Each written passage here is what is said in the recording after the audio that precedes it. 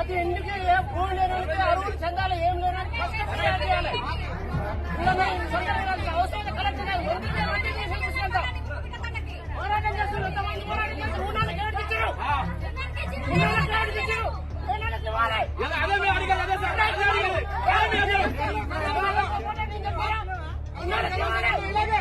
ఇంటికి వచ్చి సర్వే చేసి భూములు ఉన్నాయా లేవా అని చూసుకొని పనికి పోతున్నారా పోటలేదా చూసుకొని అని మీరు సర్వే చేసి ఇవ్వండి దయచేసి, అంతే.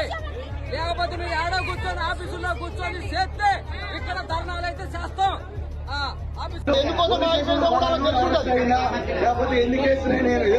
తెలిసినప్పుడు సార్ మళ్ళా కొత్త అప్లికేషన్ రెడీ కదా, కొత్త అప్లికేషన్ పెట్టుకున్నప్పుడు కూడా మళ్ళీ ఆగిపోతాయి కదా, లేకుంటే ఇంతకు ముందు వచ్చి ఉండాలా.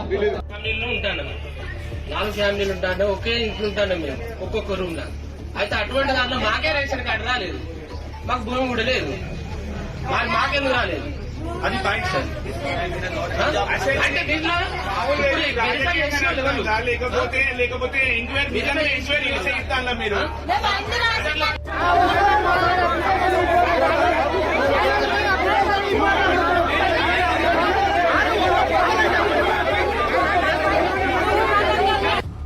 మేము ఎప్పుడు కట్టేస్తాము మీరు కట్టేయమండి. ఇప్పుడు దాదాపు 1 year నుంచి ఆగుతాయి. నాకు లోన్ వచ్చేది కూడా ఆగిపోయింది మొత్తం.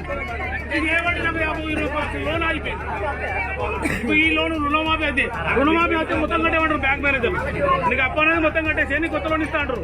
ఈ రుణమాఫీ అవుతుంది, ఇది కాదు అది ఇప్పటికీ 8 months నాకు సంవత్సరం నుంచి